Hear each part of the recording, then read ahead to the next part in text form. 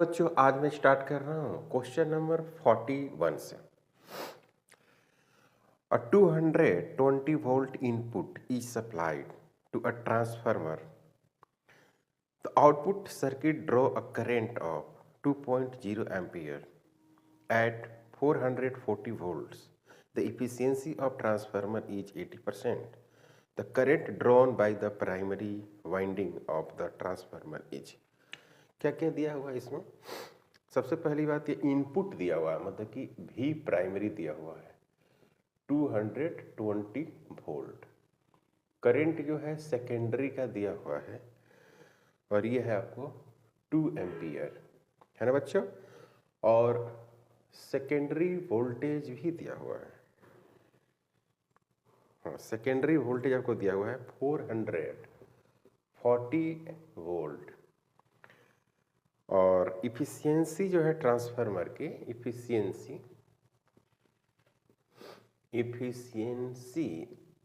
Of transformer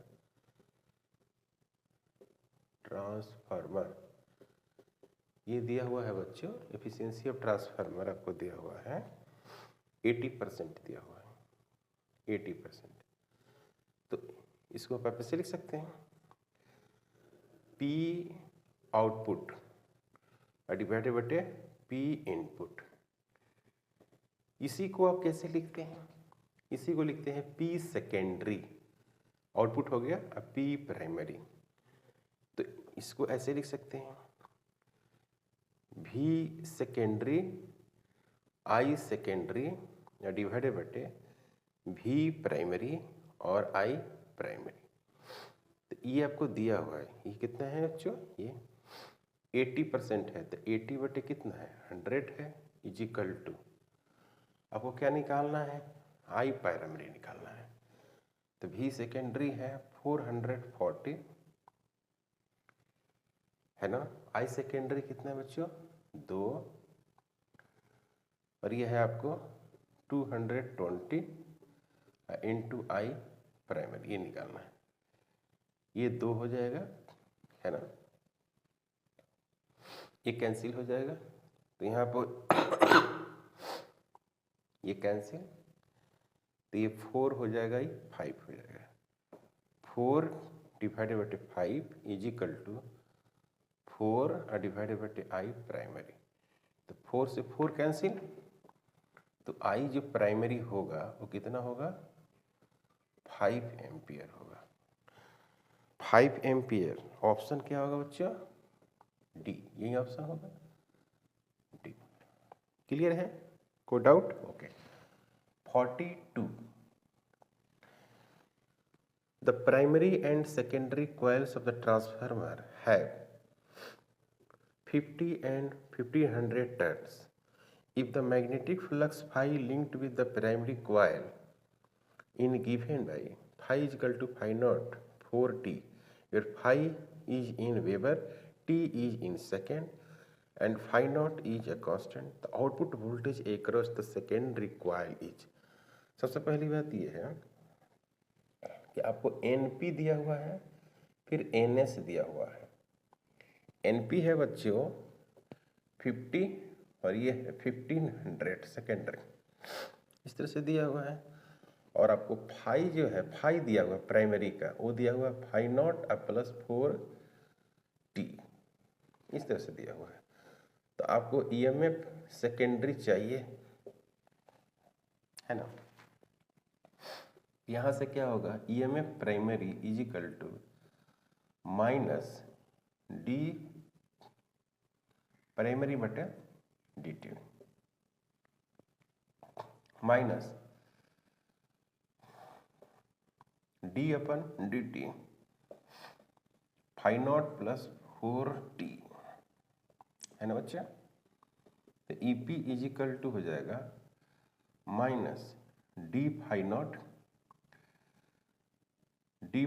बटे dt minus 4 dt बटे dt, तो 0 माइनस 4 हो जाएगा। तो EP इजिकल टू मैग्नीट्यूड ले लेंगे तो 4 वोल्ट हो जाएगा, मैग्नीट्यूड लिया 4 वोल्ट। तो आपको पता ही है NP बटे NS is equal to E P बटे ई एस, ऐसे लिखते हैं। एन पी 15 है, 15 और 50 बटे 15 और ई पी आ गया आपको 4 ई एस, तो ये हो जाएगा आपको, कटेगा तो कितना हो जाएगा 30, तो E S is equal to हो गया आपको इतना वोल्ट, यही हो गया आंसर 120। क्लियर, यहाँ तक कोई डाउट नहीं। तो आंसर में अगर देखिएगा तो ए आएगा आपको। Number 43, a transformer is used to a light 100 watt and 110 volt lamp from 220 volt mains. If the main current is 0.5 ampere, the efficiency of transformer,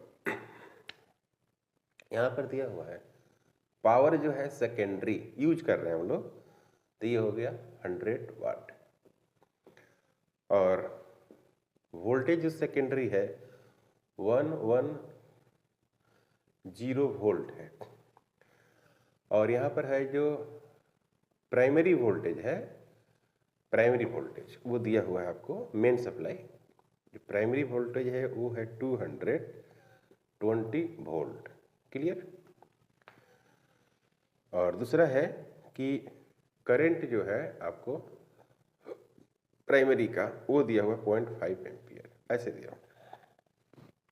efficiency is equal to जो आप लिखते हैं एफिशिएंसी, वो लिखते हैं P secondary बटे P prime.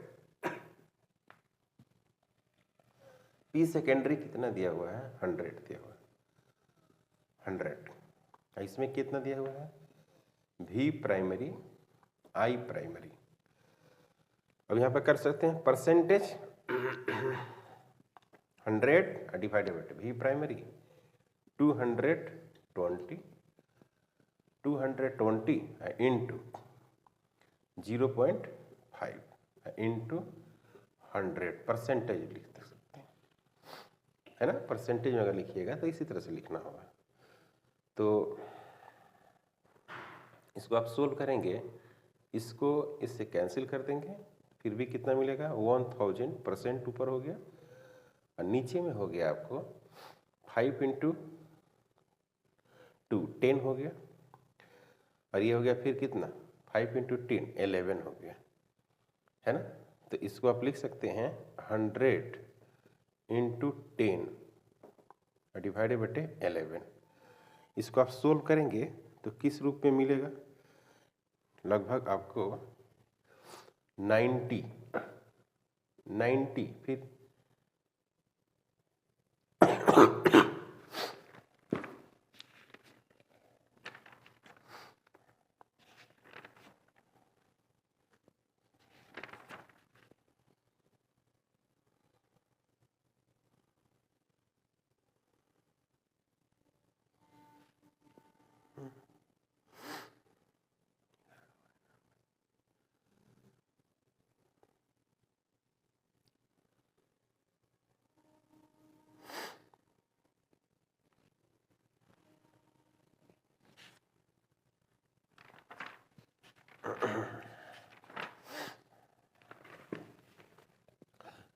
लगभग ये कितना परसेंट होगा 90% होगा। अगर आंसर देखा जाए इसका तो आंसर मिलेगा आपको बी मिलेगा, आंसर बी।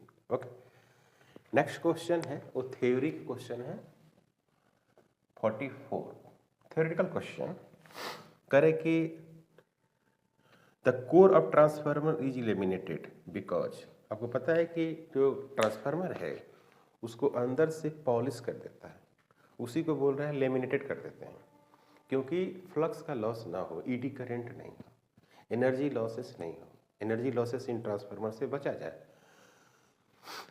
तो ए में कह रहा है कि ratio of voltage in primary and secondary में बी इंक्रीज, गलत बात। Energy losses due to eddy currents में बी मेंटेन, बी होगा इसका आंसर, है ना। थ्योरेटिकल क्वेश्चन है, आप पढ़े होंगे। है ना। Okay 45 a step of transformer operated on 230 volt line and supplied a load of 2 ampere. The ratio of the primary and secondary winding is दिया हुआ है। प्राइमरी और इसे 1 रेशियो जो 25 दिया हुआ है वो प्राइमरी और सेकेंडरी का रेशियो दिया हुआ है, यानी n प्राइमरी 1 है और n सेकेंडरी कितना है 25 दिया हुआ है। Good out. और स्टेप ऑफ ट्रांसफार्मर, तो स्टेप ऑफ का मतलब होता है सेकेंडरी। तो जो 230 वोल्ट दिया हुआ है वो किसका दिया हुआ है, सेकेंडरी का दिया हुआ है ना। तो सेकेंडरी में आपको करंट भी दे दिया है ना, सेकेंडरी में आपको करंट दे दिया, आपको निकालना है किसमें, प्राइमरी में, है ना। तो सेकेंडरी का दिया है, सेकेंडरी का करंट आपको हो गया कितना वोल्ट करंट है, 2 एम्पियर है। तो आपको पता है कि जो एन होता है वो करंट के इन्वर्सली प्रोपोर्शनल होता है ना बच्चों। तो हमको चाहिए प्राइमरी का ना, तो एन पी डिवाइडेड बटे, ऐसे लिखिए एन एस डिवाइडेड बटे N P is equal to I P divided बटे क्या हो गया आई एस। ओके, तो एन एस का जो वैल्यूज है वो है 25, इसका वैल्यू 1, ये हमको निकालना है सेकेंडरी, और सेकेंडरी में करंट दिया हुआ है 2 एम्पियर। तो आई जो पी होगा वो कितना होगा 25 इंटू 2, कितना हुआ बच्चों 50 एम्पियर। आई प्राइमरी जो हो गया वो 50 एम्पियर और यही होगा आंसर। ऑप्शन अगर आप देखना चाहें तो आपको बी मिल रहा है ऑप्शन। क्लियर है। Good out. 46 the primary winding of the transformer has 500 turns where secondary 5000 turns. The primary is connected to the AC supply 20 volt 50 hertz. The secondary will be output. काफी आसान है। आपको NP दिया हुआ है, पहले ध्यान दीजिए NP दिया, NS दे दिया, दो चीजें दिया।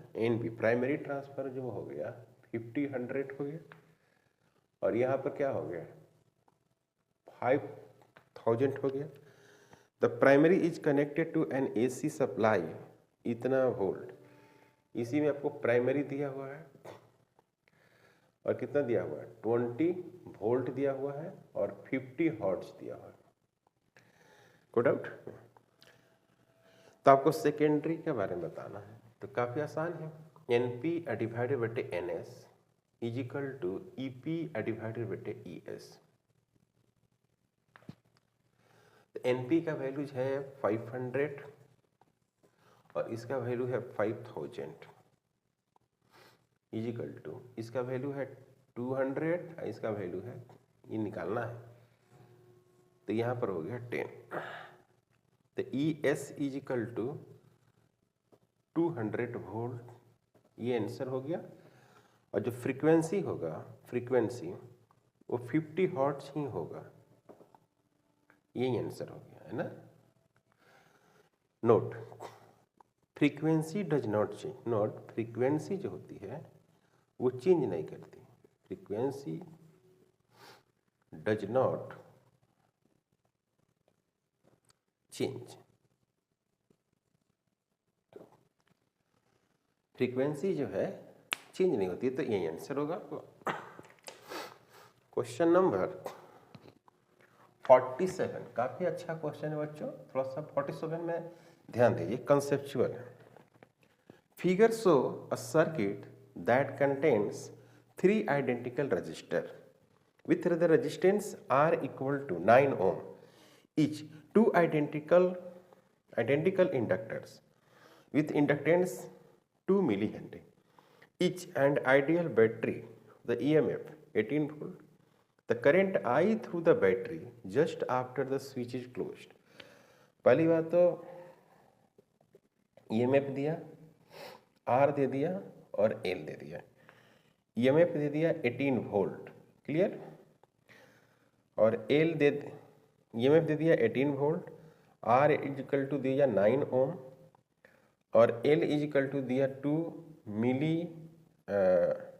मिली हेनरी, 2 मिली हेनरी। एल हो गया और आर हो गया, आर हो गया और आर, ठीक है, ओके। अब यहाँ पे कह रहा है कि नाउ जस्ट स्विच क्लोज्ड, इसका मतलब ये है कि जस्ट क्लोज का मतलब होता है टी इज इक्वल टू 0। तो याद रखेंगे एल जो हो जाता है ना ओपन सर्किट हो जाता है, टी बराबर 0 पर ओपन सर्किट मतलब कि इसमें आई क्या हो जाता है बच्चों, 0। ओपन सर्किट मतलब एल 0 हो जाएगा और सी जो होगा ना टी बराबर 0 पर क्लोज्ड सर्किट मतलब कि इसमें आई 0 नहीं होता है ना। आप बेसिक में आप पढ़े होंगे ये बात है। जब टी बराबर जैसे 0 करेंगे ना तो ये जो होगा ओपन सर्किट हो जाएगा, नहीं समझे, यहाँ से डिस्कनेक्ट हो जाएगा, ये इसका कोई मतलब नहीं रहेगा। इसमें करंट जाएगा, है ना बच्चों, इसमें करंट पहुंचेगा आराम से, इसमें आएगा करंट, कोई दिक्कत नहीं है। I1 मान लीजिए और ये हो जाएगा आपको ओपन सर्किट, है ना। तो इसका कोई काम नहीं रहेगा। मेरा कहने का मतलब कि इसको हटा सकते हैं आप, एल वाला को, जिसमें एल है वो हट जाएगा। अब आप सोचते हो कि इसमें भी एल है तो काहे नहीं हट रहा है, नहीं, यहां से करंट ऐसे आएगा ना I2 तो इधर से निकल जाएगा, समझा बच्चों, इधर आ जाएगा, है ना, यहां से ये आएगा और फाइनली क्लोज करने पर आएगा। तो क्या मिल रहा है आपको, ये आर और ये आर एंड आर पैरेलल में मिल रहा है कि नहीं मिल रहा है, बोलिए, है ना बच्चों, मिल रहा है ना पैरेलल में। तो आरपी इजिकल टू क्या हो जाएगा, R/2। तो क्या चाहिए आपको, आई, तो ईएमएफ बटे क्या होता है, आरपी होगा, तो ईएमएफ डिवाइडेड बटे आरपी, R/2, तो आई इजिकल टू क्या होगा बच्चों, 2E डिवाइडेड बटे आर होगा। तो आई इजिकल टू 2E, यहाँ पर क्या हो गया 2E, ई का मतलब कितना हो गया 18 डिवाइडेड बटे आर, आर का वैल्यू हो गया 9, ये हो गया कितना 2। तो आई इजिकल टू 4 एम्पियर, यही हो गया answer. T option correct, no option correct, कोई ऑप्शन इसका करेक्ट नहीं है। समझ में आ रहा है आपको ये बात, मैं भी कंफ्यूज हो गया कि ऑप्शन क्यों नहीं आ रहा है। तो इसमें कोई ऑप्शन ही नहीं दिया हुआ, क्वेश्चन तो सही है, क्वेश्चन में कोई दिक्कत नहीं है, लेकिन इसकी ऑप्शन ही गलत है, मतलब कि इसमें कोई ऑप्शन नहीं है, है ना। तो क्या लिखेंगे बाबू कि नो ऑप्शन मैच, है ना, या ऐसे लिख सकते हैं, आंसर आप लिख सकते हैं क्या, ई लिख सकते हैं, ई लिख लीजिए, मैंने कि नया कोई होगा, है ना, चौथा होगा, ठीक है भाई, पांच sorry. 48, a coil of 40 Henry inductance is connected in series with a resistance of 8 ohm and combination joint terminals of 2 volt battery. The time constant is, पहले बात की L दिया हुआ है यहाँ पर और फिर दिया हुआ है R भी दिया हुआ है ना बच्चे, और EMF भी दे रखा है, EMF दिया हुआ है 2 वोल्ट, रेजिस्टेंस दिया हुआ है 8 ओम और ये क्या हो गया 40 हेनरी, इस तरह से दिया हुआ है। तो कह रहे हैं कि टाइम कांस्टेंट, एक टाइम कांस्टेंट होता है जिसको टाउ हम लोग ऐसे सिंबल लिखते हैं, this is the time constant, इसको पढ़ते हैं, है ना बच्चों। तो टाइम कांस्टेंट टाउ को हम लोग ऐसे लिखते हैं, L बटे R लिखते हैं।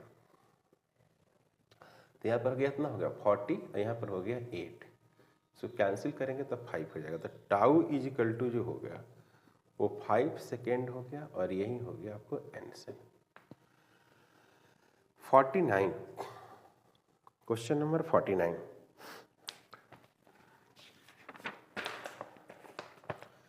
in the circuit given figure 1 and 2 are ammeters, just after the key is pressed, मैंने जस्ट की को प्रेस किया to complete the circuit the reading will be, मतलब कि जस्ट ये कह रहा है यहाँ पर एक एमीटर लगा हुआ है, फर्स्ट एक एमीटर है, यहाँ पर कैपेसिटर लगा हुआ है और यहाँ पर रेजिस्टेंस R1 लगा हुआ है। थोड़ा सा ध्यान से देखिए इसको, है ना।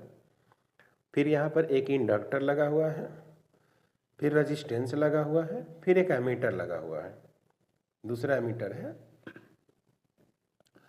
तो एमीटर क्या करेगा, करंट को रीडिंग करेगा, रीड करेगा करंट को।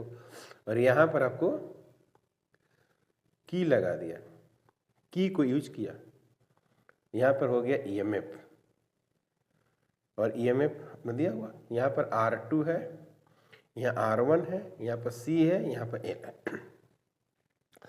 तो सवाल ये है, पहली बात देखिए, T इजिकल टू 0, L जो होगा वो ओपन हो जाएगा। पहली बात, ओपन सर्किट की तरह काम करेगा। ओपन सर्किट मतलब इसमें I इजिकल टू 0 होगा, T बराबर 0 पर।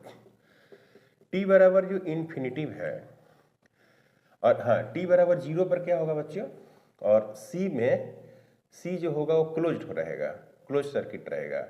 यानी कहने का मतलब है कि इसमें I जो होगा वो मैक्सिमम होगा। पहली बात, T इजिकल टू इन्फिनिटी पे L जो होगा वो क्लोज्ड हो जाएगा, वो उल्टा होता है, और इसमें I जो होगा वो मैक्सिमम हो जाएगा, और C जो होगा वो ओपन हो जाएगा, और इसमें I जो होगा वो 0 होगा। ये आपको समझ में आ रहा है? इतना समझ, बेसिक थ्योरी है ना। तो सवाल में कहा है कि आफ्टर जस्ट, मतलब हाँ कह रहे कि जस्ट आफ्टर की इज प्रेस्ड, जस्ट प्रेस कर रहा है। तो प्रेस कर रहा है तो क्या होगा, इसमें हो जाएगा जस्ट प्रेस कर रहा है तो मैक्सिमम होगा फर्स्ट में, और इसमें क्या हो जाएगा, मिनिमम हो जाएगा। तो जस्ट प्रेस किया, ध्यान देना बच्चों, प्रेस की, जस्ट प्रेस के, तो क्या मिलेगा आपको, देखिए तो जस्ट प्रेस, टी बराबर 0, तो टी बराबर 0, एल ओपन होगा, एल ओपन होगा तो इसमें मिलेगा 2 में क्या मिलेगा, मिनिमम मिलेगा, ओपन रहेगा। तो जस्ट इसमें क्या मिलेगा, मिनिमम। टी बराबर सी में क्या मिलेगा, मैक्सिमम। तो सी क्या है, पहला, तो इसमें हो गया मैक्सिमम। समझ में आया नहीं आया?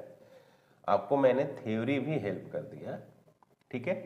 तो इसमें जो ऑप्शन आपको मिलने वाला है वो डी मिलने वाला है बच्चे, डी आंसर यही होगा। कुछ डाउट नहीं? अच्छा क्वेश्चन था।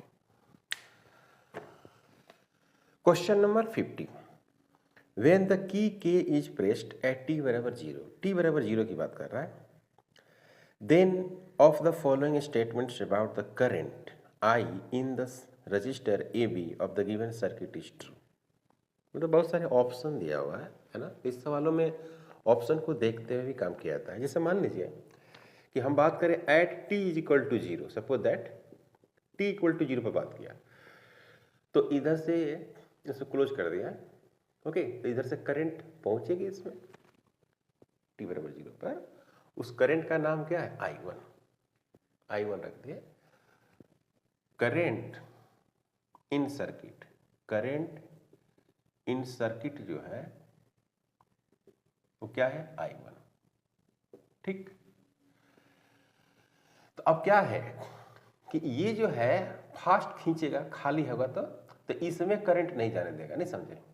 जैसे यहां से करंट आएगा ना, तो ये पूरा टोटल जो करंट है इधर खींच लेगा, इधर जाने नहीं देगा, क्योंकि ये रेजिस्टेंस है। तो रेजिस्टेंस तो करंट को कुछ ना कुछ रोकेगा ना। 1000 रेजिस्टेंस है तो करंट को क्या करेगा, ये रोकेगा टी बराबर 0 पर, ध्यान दीजिएगा। और ये क्या है, ये ज्यादा करंट को खींचेगा, यानी कहने का मतलब कि I1 ऐसे पास कर जाएगा, या इधर क्या पास करेगा, 0 एम्पियर। समझे बात को? कब, टी बराबर 0, तो ये खींच लेगा। तो क्या होगा, इसमें करंट कैसे निकालोगे, I is equal to EMF divided by R। तो I is equal to EMF का मतलब हो गया 2 डिवाइडेड बाय 1000, क्योंकि ये इंक्लूड नहीं होगा उस वक्त, तो यहाँ पर कितना होगा, 2 × 10⁻³ मतलब कि 2 milli ampere. I is equal to 2 milli ampere, ये हो गया आंसर टी बराबर 0 पर। Now after some time, after some time तो जानते हैं आफ्टर सम टाइम क्या होता है। After some time capacitor fully charge, capacitor fully charge, capacitor जो है क्या हो जाता है बच्चों, फुल्ली चार्ज हो जाता है, कैपेसिटर फुल्ली चार्ज हो जाता है। तो क्या हो जाता है कि ये ओपन सर्किट हो जाता है। नाउ कैपेसिटर ओपन हो गया, कैपेसिटर ओपन, ओपन सर्किट हो जाएगी। तो ओपन सर्किट हो जाएगी तो इधर से करंट क्या हो जाएगा, जीरो, इधर करंट नहीं आएगा, है ना बच्चों। ये हटा, इधर से कर देंगे ना, समझ गए, नहीं समझे, इस तरह से हो जाएगा, देख रहे। तो करंट किधर से भागेगी, इधर से भागेगी, इसका नाम क्या हो गया, I2, I2 हो गया। ओके, इसका भी नाम अब I2 पड़ेगा। तो फिर क्या हो जाएगा, I2 बराबर, बोलो बच्चों, I2, ये I1 है, ये I1 निकाला हूं मैं। ओके, तो बोलो बच्चों क्या होगा, I2 is equal to EMF divided बटे 2R। EMF ये क्या मतलब क्या होगा, 2 होगा, और 2R, तो यहाँ पर क्या हो गया, 2R, R का वैल्यू कितना है भाई, इस सीरीज में हो जाएगा 1000 वॉट, ये कट जाएगा तो क्या होगा 1 × 10⁻³ एम्पियर, समझे।